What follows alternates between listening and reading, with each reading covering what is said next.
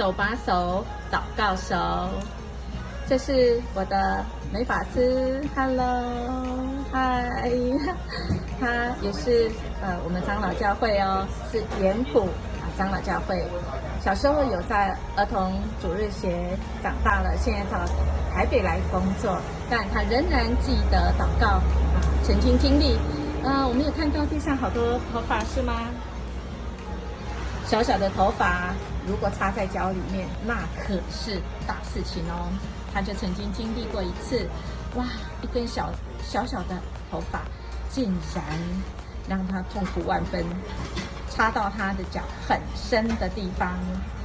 他怎么样挖了已经1个多小时，还挖不出来，打算隔天要上这个医院急诊。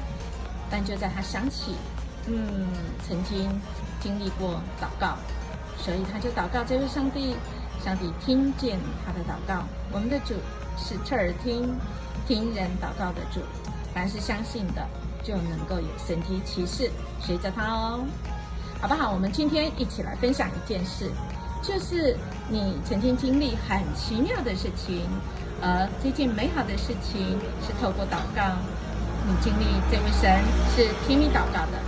另外我们带到的是有没有你现在正烦恼需要听祷告的神来帮助你拉你一把的呢？